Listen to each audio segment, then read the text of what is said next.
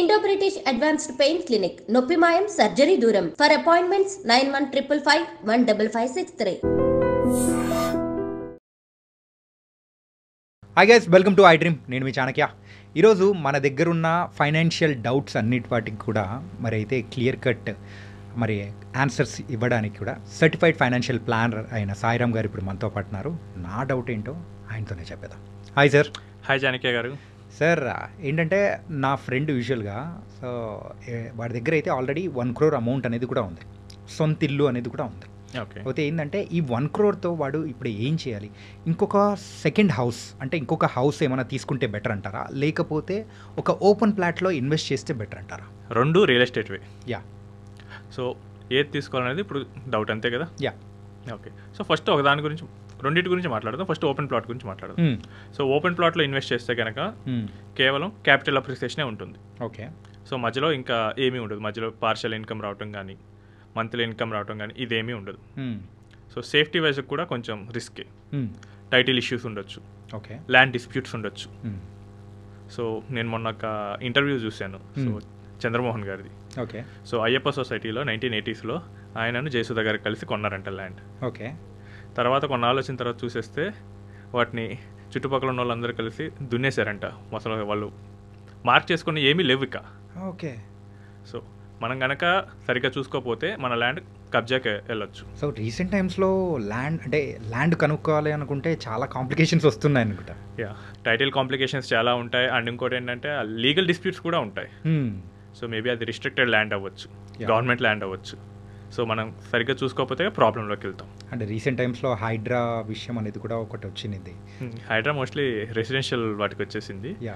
So ఇవేంటంటే government barren lands వాటి మీద కూడా ట్రై చేస్తారు మనకి ఫ్రాడ్ చేయాలనుకుంటే. సో నెక్స్ట్ వచ్చేసరికి లిక్విడిటీ. అమ్మాలనుకుంటే అంత తొందరగా అమ్మలేము. రైట్. సో నీకు తొందరగా అమ్మాలంటే మన అర్జెన్సీని వేరే వాళ్ళు ఆపర్చునిటీ చేసుకుంటారు. సో తక్కువకి ఇస్తామని అడుగుతారు. సో ట్యాక్సేషన్, ఒకవేళ అమ్మాం, బ్లాక్ ఇస్తారా, వైట్ ఇస్తారా? రిజిస్ట్రేషన్ వాల్యూ పట్టే ఇస్తారు మోస్ట్లీ. ఇప్పుడు వచ్చిన ఆ బ్లాక్ మనీని మనం వైట్ చేసుకోవాలి. సో దీనికి మళ్ళీ ఒక నానా తిప్పలు పడాలి. ఒకవేళ దొరికితే కనుక దానికి డబుల్ ట్రిపుల్ ఫైన్ కట్టాలి. సో ఓపెన్ ప్లాట్కి వెళ్తే ఈ ఇష్యూస్ అయితే ఉంటాయి. సో మనం కనుక క్యాపిటల్ అప్రిసియేషన్ చూస్తున్నాం, మనకి ఆల్రెడీ మిగతా అసెట్స్లో మంచిగా ఉన్నాయి. సో మనకి అడిక్వేట్ హెల్త్ ఇన్సూరెన్స్ ఉంది, నెక్స్ట్ ఎమర్జెన్సీ ఫండ్ కూడా గట్టిగా ఉంది, నెక్స్ట్ మనకి మిగతా అసెట్స్ అండ్ ఈక్విటీస్లో ఎఫ్డీస్ కూడా బాగానే ఉన్నాయి, ఫస్ట్ హౌస్ కూడా ఉందంటే then we can go for an open plot. జనరల్గా ఓపెన్ ప్లాట్స్ 6 to 7 yearsలో డబల్ అవుతాయి. ఓకే. ఇదేంటంటే కొంచెం డిమాండ్ బాగున్నప్పుడు, డిమాండ్ లేకపోతే కొంచెం తగ్గుతుంది. సో మనకి రీసెంట్గా సిటీస్లో అవుట్స్కట్స్లో కూడా చాలామంది ప్లాట్స్ కొంటూ ఉంటున్నారు. అండ్ ఇంకోటి ఏంటంటే మనం ఎక్కడ ఉంటున్నాం, రేపు మన పిల్లల కోసం కొంటే వాళ్ళు ఎక్కడ ఉంటారు, ఇది కూడా కన్సిడర్ చేయాలి. ఇప్పుడు మనం కొంటున్నాం బాగానే ఉంది, రేపు పిల్లలు ఇక్కడ ఉండరు, ఈ సిటీలో ఉంటారన్న గ్యారంటీ అయితే లేదు. సో మనలో చాలామంది పల్లెల నుంచి వచ్చి ఇక్కడ మైగ్రేట్ అయిన వాళ్ళే. సో ఇప్పుడు ఏంటంటే యూఎస్ కూడా వెళ్తున్నారు, యూఎస్, యూకే లాంటి వాటికి. సో రేపు మన చిల్డ్రన్ ఇక్కడ లేకపోతే ఆ ప్లాట్ ఏం చేయాలి? అంటే ఇంకోటి ఏంటంటే మార్కెట్ అటు సైడ్ పెరుగుతుంది కదా అని చెప్పేసి అటు సైడ్ వాళ్ళకు మూవ్ అవుతారని లేకపోయినా కానీ అటు సైడ్ కొనే విధానం అనేది కూడా పెరుగుతుంది కదా. సో అది కామన్గానే ఉంటుంది, ఫియర్ ఆఫ్ మిస్సింగ్ అవుట్ అని చెప్పేసి. ఓకే. సో పెరిగిపోతుంది అనగానే ఇక ఉన్న డబ్బులు తీసుకెళ్ళి అక్కడ పెట్టేయాలని చూస్తారు. సో బట్ ఫైనల్గా అది నాకు ఎలా ఉపయోగపడుతుంది, సో ఈ క్లారిటీ ఉండాలి. ఓకే. సో ఎవరైతే లాంగ్ టర్మ్ క్యాపిటల్ అప్రిసియేషన్ చూస్తున్నారు, మిగతా వాటిలో కూడా గట్టిగా అమౌంట్స్ ఉన్నాయి ఉంటే కనుక then we can consider okay open plot. అది కూడా రియల్ ఎస్టేట్ని డైవర్సిఫై చేయడానికి. జస్ట్ మీ దగ్గర ఉన్నదే 1 crore అయితే కనుక ఓపెన్ ప్లాట్కి వెళ్ళకపోవడం మంచిది. ఓకే. సో నెక్స్ట్ వచ్చేసేసరికి సెకండ్ హౌస్ చూద్దాం. సో సెకండ్ హౌస్లో ఏంటంటే మనకి ఇది కొంచెం safer when compare to open plots. Okay. ఎందుకంటే ఇందులో లీగల్ ఇష్యూస్ అంత తక్కువ ఉంటాయి, ఎందుకంటే అక్కడ ఆల్రెడీ ఒకరు ఉంటారు కాబట్టి. లేదా మనం బిల్డర్ దగ్గర నుంచి మాత్రం తీసుకునేటప్పుడు కొంచెం జాగ్రత్త తీసుకోవాలి. సో నెక్స్ట్ వచ్చేసేసరికి రెంట్ వస్తుంది ఇక్కడ. ఓకే. సో ఇది మెయిన్ అడ్వాంటేజ్. సో మనకి ప్యాసివ్ ఇన్కమ్ కావాలి అనుకుంటే కనుక సో రెంట్ కోసం సెకండ్ హౌస్ తీసుకోవచ్చు. ఓకే. సో దీనికి కూడా మళ్ళీ కన్స్ట్రెంట్స్ ఉంటాయి, మిగతా అసెట్ క్లాసెస్లో కూడా అమౌంట్ గట్టిగా ఉండాలి. సో నా దగ్గర ఉన్నదే 1 crore అయినప్పుడు మనం రియల్ ఎస్టేట్లోకి అప్పుడే ఎంటర్ అవ్వకూడదు. ఎందుకంటే మనకి అవసరం వచ్చింది, రేపు ఒక హెల్త్ ఎమర్జెన్సీ వచ్చింది, లేదా కార్ బ్రేక్ డౌన్ అయింది, మళ్ళీ కొత్తది తీయాలి వెంటనే. సో ఒక బెడ్రూమ్ అమ్ముతాం ఉన్న 2 BHKలో లేదు, అమ్మేస్తే మొత్తం అమ్మాలి. యా. సో దీనికి బట్టి మన లిక్విడిటీ నీడ్స్ కూడా చూసుకోవాలి. సో మనకి కనుక జస్ట్ ఒక ప్యాసివ్ ఇన్కమ్ వస్తుందనే చెప్పేసి అయితే తీసుకోకూడదు. సో మన ఫైనాన్షియల్ పొజిషన్ మొత్తం ఎవాల్యుయేట్ చేసుకోవాలి. ఓకే. సో అందులో రియల్ ఎస్టేట్ ఎంత ఉందో చూసుకోవాలి. సో ఈ ఇల్లు కొనటం వల్ల మన రియల్ ఎస్టేట్ ఎలా చేంజ్ అవుతుందో చూసుకోవాలి మన పోర్ట్ఫోలియోలో. అప్పుడు మనం అన్నీ ఓకే అయితే కనుక డైవర్సిఫికేషన్ కోసం సెకండ్ హౌస్ కన్నా వెళ్ళొచ్చు. ఓకే. సో నా వ్యూ ఏంటంటే మీకు అప్పుడే స్టార్ట్ చేస్తుంటే don't go for real estate. First house that's okay, అది ఎవరికైనా తప్పదు. So second house, second plot ఇలాంటివి వెళ్ళాలంటే మీకు మిగతా వాటిలో కనీసం 60-70 మీ టోటల్ పోర్ట్ఫోలియోలో 70% మిగతావే ఉంటాయి కనుక అప్పుడు మీరు వెళ్ళండి. ఓకే. మీరు హౌసెస్ తీసుకుంటే అవి డిప్రిషియేట్ అవుతాయి. సార్ డిప్రిషియేట్ అవుతుందని ఎలా అంటారు సార్? ఏంటంటే ఒక 20 years బ్యాక్ అట్లా ఒక 5 lakhs పెట్టి తీసుకున్నప్పుడు ఇప్పుడుతో కంపేర్ చేసుకుంటే అది పెరిగినట్టే కదా. సో డిప్రిషియేషన్ యొక్క మీనింగ్ని మనం తప్పుగా అర్థం చేసుకుంటున్నాం. ఓకే. సో మనకి ఎప్పుడు హౌసెస్ అనేవి అప్రిషియేట్ అవ్వవు. సో ఏంటంటే మీరు ఒక 30 years ఆగండి, ఆ ఇల్లు ఉండటానికి పనికిరాదు ఇక్కడ. ఓకే. కూల్చేసి నెక్స్ట్ మోడర్న్ టెక్నాలజీ వస్తుంది కాబట్టి మంచి ఇల్లు కట్టుకుంటాం. మీరు అప్రిషియేట్ అవుతుంది కింద ఉన్న ల్యాండ్. సో మీరు కార్ అయినా తీసుకోండి, కార్ ఓకే కొన్నారు, కొంతకాలం వాడారు, తర్వాత మీరు దాన్ని డిస్మాంటిల్ చేసేసి స్క్రాప్కి వేసేస్తారు. అవును, దానికి కూడా ఒక ఇంత సర్టన్ టైం అనేది ఉంటుంది. అంతేగాని దాంతో మనం అప్రిషియేట్ అవుతుందంటే దాని వాల్యూ పెరుగుతూ పోవాలి. ఓకే. అంటే సేమ్ ఫ్యూచర్తో పెరుగుతూ పోవాలి. బట్ ఏంటంటే మనకు ఇల్లు ఇలాంటివి ఏంటంటే ఒక టైం తర్వాత ఇంకా అవి డిస్మాంటిల్ చేయాల్సి వస్తుంది. సో డిస్మాంటిలే డిప్రిషియేషన్ ఇక్కడ. ఓకే.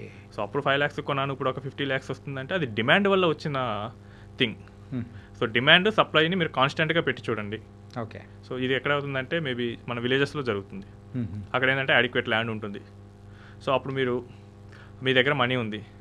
సో 5 lakhs పెట్టి కొన్న అదే హౌస్ను ఇప్పుడు 20 years తర్వాత కొంటారా, లేదా మీరు ఓన్గా కన్స్ట్రక్ట్ చేసుకుంటారా? యూజువల్లీ ఓన్గా కన్స్ట్రక్ట్ చేసుకుంటాం. సో న్యూ వాటికే ఎక్కువ మొగ్గు చూపిస్తాం. రైట్. సో ఎక్కడైతే డిమాండ్ వల్ల వచ్చిన దాన్ని జనరల్ ట్రెండ్గా అయితే తీసుకోకూడదు. సో ఏదో ఒక టైంలో మనం తీసుకున్న హౌస్ అనేది దాని లైఫ్ స్పాన్ అయిపోతుంది.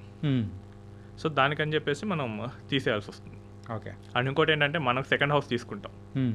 సో దాన్ని రెంట్కే ఇస్తాం. వేరే వాడు వస్తాడు, నీట్గా రెంట్కి ఉంటాడు, వాడు వెళ్ళిపోయేటప్పుడు డ్యామేజ్ చేస్తాడు. అప్పుడు మనం ఏం చేయాలి? మనమే పోయి రిపేర్ చేయించుకోవాలి. పెయింట్ అయిపోతుంది, వేరే వాడు ఉండటానికి మనం పోయి పెయింట్ లేపిస్తాం. సో వేరే వాడు ఎవడో ఉండటానికి మనం పోయి వాచ్మెన్ లాగా, మనం పోయి వాడికి సర్వెంట్ లాగా చేయాల్సి వస్తుంది. సో ఈ ప్రాబ్లం అన్నీ చూసుకోవాల్సి వస్తుంది. ఓకే. సో ఇవన్నీ ఓకే కంఫర్టబుల్ అన్నప్పుడు then we can go for a second house. Okay.